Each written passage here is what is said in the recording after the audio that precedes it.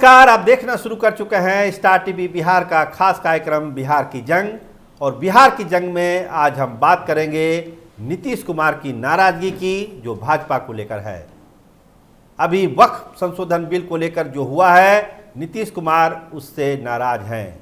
भले समर्थन किया है संसद में, ललन सिंह ने भाषण भी दिया, लेकिन पार्टी के अंदर एक नाराजगी है कि ऐसा कैसे हो सकता है। बहुत सारे मुस्लिम नेता जो जनता दल यूनाइटेड से जुड़े हुए हैं, उन्होंने नीतीश कुमार को ये कहा है कि इस तरह की चीज़ों से बचना चाहिए पार्टी को।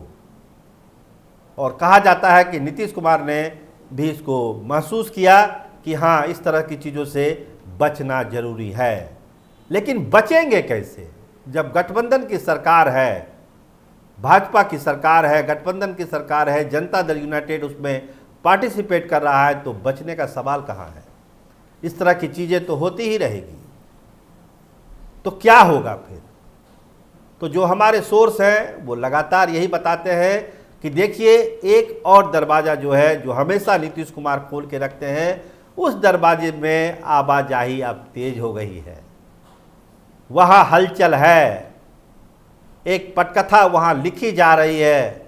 और वो पटकथा लिखी जा रही है कि कैसे जो पुराना अपना जो सिस्टम था, जब इंडिया ब्लॉक बना था, क्या उस स्थिति में फिर एक बार दोबारा आया जा सकता है। इन संभावनाओं को टटोला जा रहा है। और जो महाराष्ट्र से जुड़े हुए हमारे सोर्स हैं, वो यही बताते हैं कि शरद पवार नीतीश कुमार के संपर्क में हैं। हाँ, शरद पवार नीतीश कुमार के संपर्क में हैं और सारी जो कील कांटे हैं उसको दुरुस्त करने का काम इंडिया ब्लॉक ने शरद पवार को दिया है। देखिए, एक भरोसा तो टूटा है नीतीश कुमार को लेके इंडिया ब्लॉक का, चाहे वो कांग्रेस हो, चाहे दूसरी पार्टियां हो। लेकिन अब ये कहा जा रहा है कि नहीं, नीतीश कुमार को साथ लाना चाहिए।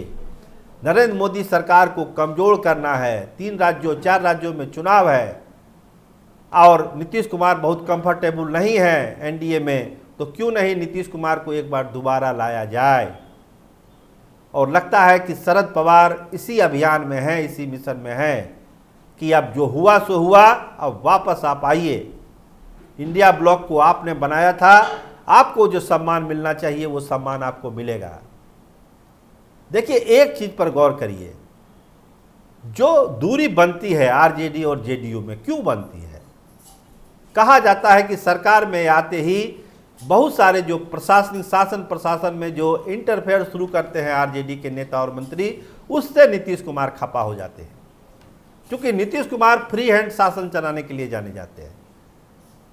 तो इसकी गारंटी कौन लेगा कि फिर अगर कोई सरकार बनती है तो फिर ये हस्तक्षेप नहीं होगा शासन प्रशासन में? क्या शरद पवार इसकी गारंटी लेंगे या राहुल गांधी इसकी गारंटी लेंगे? नीतीश कुमार का बड़ा सवाल यही है। इसके अलावा जो चीज़ें हो रही है, चाहे आप देख लीजिए, चाहे ईडी के छापे हों, जो चहेते अधिकारी थे नीतीश कुमार के, उनके यहाँ ईडी का छापा पड़ा है। जो अमित कात्याल है, उनकी संपत्ति जब्त की गई है। तो दिक्कत तो दोनों को है, दिक्कत केवल नीतीश कुमार को नहीं है, दिक्कत तो फिर तेजस्वी यादव को भी है। तो दोनों की मजबूरी है एक साथ आना। लेकिन जो बीच में सेतु का काम शरद पवार कर रहे हैं, वो कितना सक्सेस होते हैं, ये सबसे बड़ी बात है। लेकिन जो भाजपा को सता रहा है डर, जो भाजपा के लिए परेशानी का सबब यह है कि शरद पवार का चैनल ऑन हो चुका है।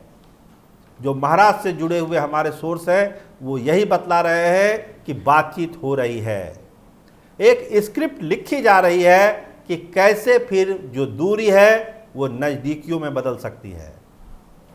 क्योंकि राष्ट्रीय राजनीति हो, चाहे बिहार की राजनीति हो, चाहे झारखंड का चुनाव हो, इंडिया ब्लॉक भी जान रहा है कि जेडीयू को उतनी सीटें झारखंड में बीजेपी देने नहीं जा रही है।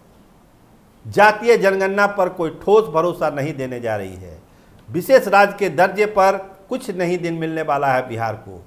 अगर इस सब चीज़ों को लेकर नीतीश कुमार को कन्विंस किया जा सकता है, तो नीतीश कुमार एक बार फिर साथ आ सकते हैं। ऐसी उम्मीद है, ऐसा भरोसा है इंडिया ब्लॉक के बड़े बड़े नेताओं को, इसीलिए इस चैनल को ऑन किया गया है।